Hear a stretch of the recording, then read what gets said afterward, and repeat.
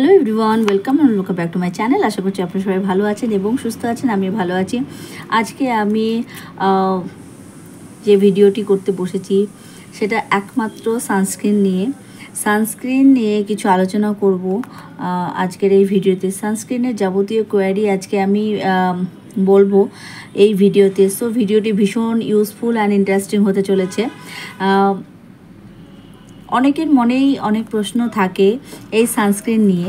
তো সবার আগে মনে এটাই প্রশ্ন ওঠে, সানস্ক্রিন কি আদৌ অ্যাপ্লাই করার প্রয়োজনীয়তা আছে? আমি তো কোনোদিনও সানস্ক্রিন ইউজ করিনি, আমি কেন সানস্ক্রিন ইউজ করব? বা এতদিন তো সানস্ক্রিন ইউজ করার কোনো প্রয়োজনীয়তা হয়নি, তো এখন কেন? তো এরকম মনে অনেকেরই প্রশ্ন ওঠে। আমারও এরকম প্রশ্ন উঠতো আজ থেকে 2-3 বছর আগে বা 4 বছর আগে। আমিও এরকম চিন্তা করতাম যে এতদিন তো সানস্ক্রিন ইউজ করিনি, এখন কেন সানস্ক্রিন ইউজ করব? সানস্ক্রিন না ইউজ করলে কী হবে? স্কিনে কী এমন ক্ষতি হয়ে যাবে? তো বন্ধুরা, যাদের এরকম কোয়েশ্চেন আছে বা যাদের মনের মধ্যে এরকম ধরনের প্রশ্ন ওঠে যে সানস্ক্রিন ইউজ করলে কি হবে বা না ইউজ করলেই বা কী হবে, তো তাদের জন্য আজকের এই ভিডিওটি। তাদের সমস্ত কোয়ারি আজকে আমি এই ভিডিওতে শেয়ার বলবো এবং এটাও বলবো যে সানস্ক্রিন কি ইউজ করতেই হবে, না ইউজ করলেও কি চলবে। সো বন্ধুরা, চলুন আজকের এই ভিডিওটি শুরু করা যাক। সানস্ক্রিনের উপরে আজকে আমার ভিডিওটি হবে। আমি আজকে কোনো পার্টিকুলার প্রোডাক্ট নিয়ে আমি আলোচনা করব না, শুধুমাত্র আমি সানস্ক্রিন সম্বন্ধেই আজকে আমি আলোচনা করব আপনাদের সাথে। এবং ফর্চুনেটলি এবং আনফর্চুনেটলি যাই হোক না কেন, আমার কাছে এখন রাইট নাও যেই সানস্ক্রিন তিনটেই রয়েছে মামা আর্থের। এর আগেও আমি সানস্ক্রিনের অনেক ভিডিও শেয়ার করেছি, আমার চ্যানেলে রয়েছে, সেগুলো আপনারা চেক আউট করতে পারেন এই ভিডিওটি দেখার পর। তো আজকে শুধুমাত্র এই কোয়েশ্চেন বা কোয়ারিগুলো বা বলতে পারেন আপনারা সানস্ক্রিনের সাতকাহন আমি আজকে আলোচনা করব এই ভিডিওতে।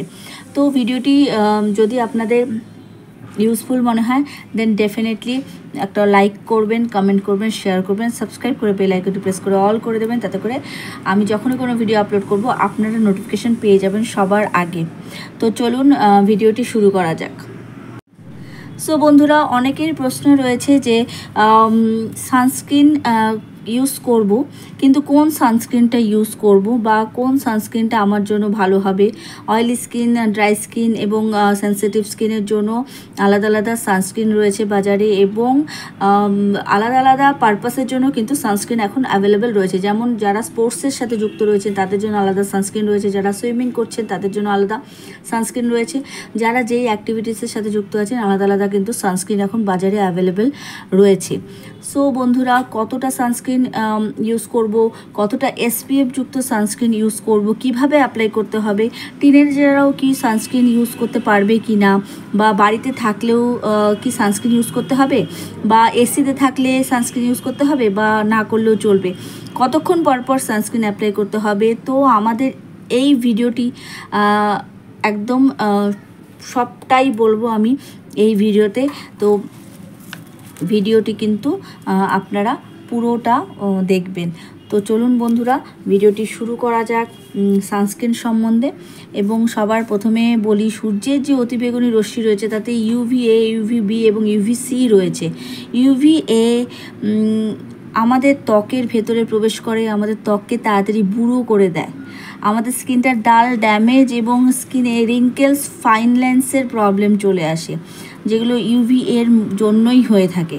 দেন UVBর কারণে আমাদের স্কিনে কালো দাগ, ছোপ, পিগমেন্টেশন দেখা যায়।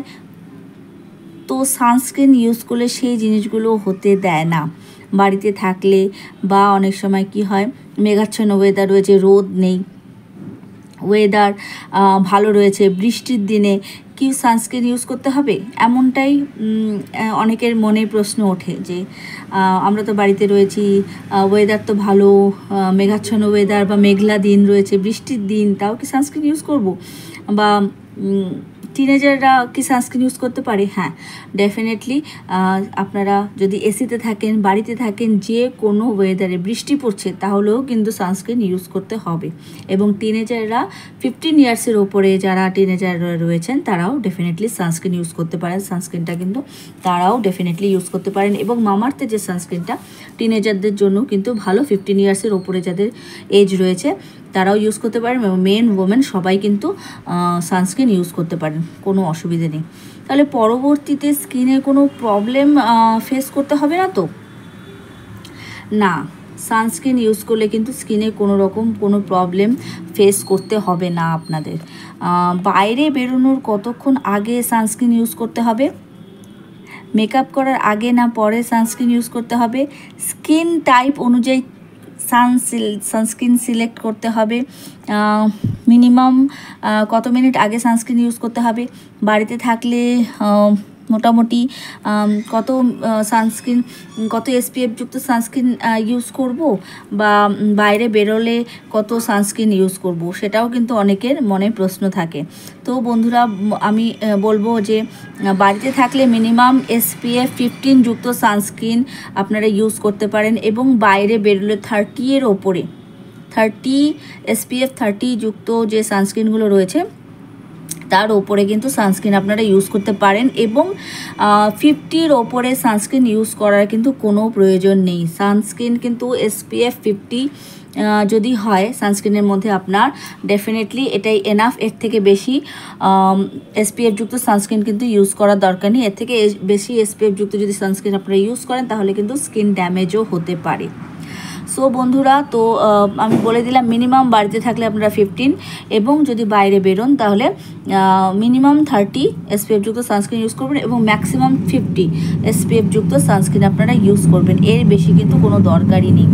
SPF 15 যুক্ত সানস্ক্রিন ইউজ করলে 150 মিনিট বা 2.5 ঘন্টা অন্তর অন্তর কিন্তু আপনাকে রিঅ্যাপ্লাই করতে হবে। সেটা কিন্তু খেয়াল করবেন যে একবার সানস্ক্রিন অ্যাপ্লাই করে ফেললাম ফেসের মধ্যে, স্কিনের মধ্যে, এখন কিন্তু বডি লোশনের মধ্যেও সানস্ক্রিন কিন্তু অ্যাড করা থাকে। মামাআর্থের যে বডি লোশনগুলো সেগুলোর মধ্যে কিন্তু সানস্ক্রিন SPF যুক্ত সানস্ক্রিন যুক্ত আপনারা বডি লোশনও পেয়ে যাবেন। সো অ্যাপ্লাই কিন্তু রিঅ্যাপ্লাই আপনাদের করতে হবে। একবার অ্যাপ্লাই করে কিন্তু ছেড়ে দিলে হবে না, সেটা কিন্তু খেয়াল করবেন। SPF এর মানে কি সেটাও একটু বলে দিই, সেটাও আপনাদের সাথে শেয়ার করি। SPF প্লাস এর মানে সংখ্যা যত বেশি হবে, এর থেকে বোঝা যায় যে সানস্ক্রিনটি UVB এর পাশাপাশি UVA এর হাত থেকেও আমাদের স্কিনকে পুরো মাত্রায় প্রোটেকশন দেবে।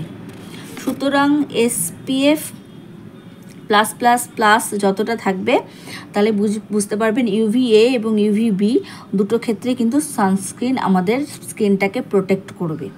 সো বন্ধুরা, আজকের এই ভিডিওটি নিশ্চয়ই আপনারা মন দিয়ে শুনলে বা ভিডিওটি পুরো দেখলে বুঝতে পারবেন যে সানস্ক্রিন সম্পর্কে যদি কারো কোনো কোয়ারি থাকে তাহলে কিন্তু এই ভিডিওতে আমি পুরোটা একদম ক্লিয়ার আউট করে দিয়েছি যে কারা ইউজ করতে পারবেন এবং কত মাত্রায় সানস্ক্রিন আপনারা ইউজ করতে পারবেন, কত মিনিট অন্তর অন্তর আপনারা সানস্ক্রিন ইউজ করবেন, কোন পরিবেশে থাকলেও আপনারা সানস্ক্রিন ইউজ করবেন কি করবেন না, সবটাই কিন্তু আমি এই ভিডিওতে পুরোপুরি শেয়ার করে দিলাম আপনাদের সাথে। এই ভিডিওটি আমি অনেক দিন ধরে ভাবছি আপনাদের সাথে শেয়ার করব, বাট আমি সামহাও আমার সময় হয়ে উঠছিল না। সো বন্ধুরা, এই ভিডিও যদি ইউজফুল আপনাদের মনে হয়ে থাকে, যদি আপনাদের একটুকু হেল্প হয়ে থাকে, সানস্ক্রিন সম্বন্ধে যাদের কোয়ারি রয়েছে, যাদের মনে করছেন চিন্তা রয়েছে সানস্ক্রিন কেন ইউজ করবো, না ইউজ করলে তো হয়, তো তাদের জন্য বলছি ডেফিনেটলি আপনারা সানস্ক্রিন ইউজ করবেন। এবং এখন সানস্ক্রিন ইউজ করার সাথে সাথে ডেফিনেটলি আপনারা সানগ্লাস এবং আমব্রেলাও ইউজ করবেন। ছাতা এবং চশমাও অবশ্যই ইউজ করবেন যখন আপনারা বাড়ির বাইরে রোদে বেরোবেন। ডেফিনেটলি সানস্ক্রিন তো ইউজ করবেনই, তার সাথে সাথে আপনারা কিন্তু ছাতা এবং চশমাও কিন্তু ইউজ করবেন, বিকজ সূর্যের তাপটা কিন্তু এখন প্রখর। সো বন্ধুরা, এই ছিল একটা ভিডিও যেটা সানস্ক্রিন সম্বন্ধে আজকে আমি আলোচনা করলাম। নেক্সট আমি এই ভিডিওটি করব সানস্ক্রিন, মামাআর্থের সানস্ক্রিন নিয়ে। তো এই 3টে ভ্যারিয়েশন আপনাদের সাথে আমি শেয়ার করব।